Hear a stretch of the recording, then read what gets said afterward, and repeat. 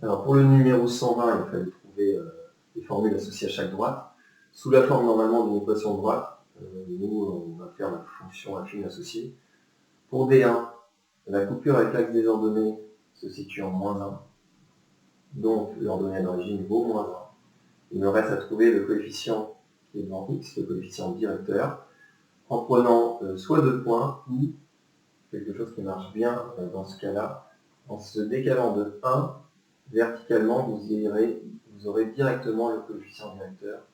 Là, en se décalant de 1, on monte de 2 pour retomber sur la droite. Donc le coefficient directeur, c'est 2.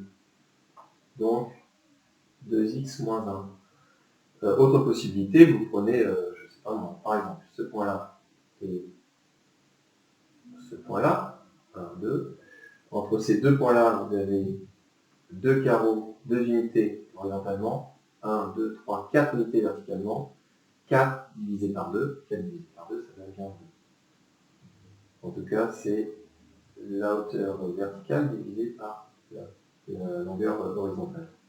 Et si jamais la droite descend, on rajoutera un signe moins 2. Alors pour D4, vous avez affaire à une fonction constante, puisque chaque abscisse a pour image 4. Donc la formule ne dépend pas de x. F4 de x égale 4. Tout le monde a pour image 4. Tous les points vont en donner 4.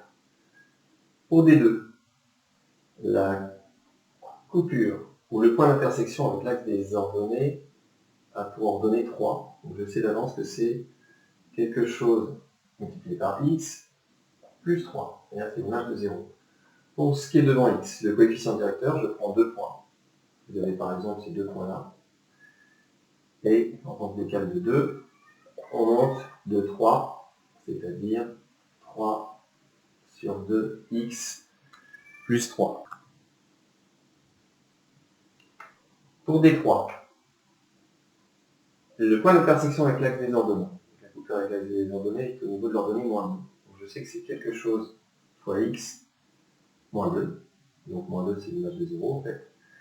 Pour le coefficient directeur, je prends 2 points. Alors le C2A par exemple. Et on voit que pour un carreau verticalement, vous en avez ici 4 horizontalement. Donc je sais que c'est 1 sur 4. Et par contre, la droite descend. On vous dit de gauche à droite. Donc moins 1 sur 4. Si vous voulez intégrer le signe au raisonnement, pour aller de ce point-là vers ce point-là, on fait 4 vers la droite, donc dans le même sens, donc plus 4. Et là, on descend de 1, puisque l'axe des ordonnées monte. Donc ce serait moins 1. Donc moins 1 sur 4. Moins 1 sur 4. Moi, je préfère que vous fassiez avec les carreaux, à condition de bien penser à la fin, que on rajoute un signe moins pour dire que la droite descend. Alors pour la dernière, déjà je vois qu'elles ont l'air d'être parallèles, c'est-à-dire qu'elles auraient le même coefficient directeur, et effectivement quand vous regardez ces deux points-là, le D5, 1, 2, 3, 4, 1. 1, 2, 3, 4, 1. Donc c'est la même pente, c'est-à-dire le même coefficient directeur. Donc je sais déjà que f5 de x est égal à moins un quart de x. Alors par contre, l'ordonnée à l'origine, je ne vois pas bien. Je suis incapable d'affirmer ce que c'est, si c'est 1,7, 1,8 ou d'autres nombres.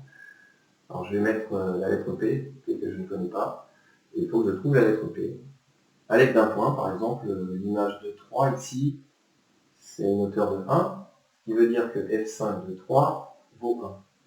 Ce qui veut dire que si je remplace x par 3, le tout doit faire l'ordonnée 1. Moins 1 quart multiplié par 3, je garde la lettre P que je ne connais pas encore, le tout doit faire 1. Ceci, c'est moins 3 sur 4, que je vais transférer dans l'autre membre. Donc moins 3 sur 4 va devenir plus 3 sur 4. 1, c'est la même chose que 4 sur 4. 4 sur 4 plus 3 sur 4, ça fait 7 sur 4. Alors pour trouver ça graphiquement, ce n'est pas faisable. La lecture graphique est assez approximative quand même. Et donc la formule, c'est f5 de x égale, alors même coefficient directeur que f3, puisque les droites sont parallèles, et l'ordonnée à l'origine n'est pas lisible. Donc je suis obligé de faire par le calcul. C'est cette méthode-là que en seconde, on a des difficultés à refaire. Il faut écrire qu'il manque la lettre P et utiliser un point, c'est-à-dire l'image d'un nombre égale à un certain nombre. On a une équation, on résout cette équation-là et on conclut.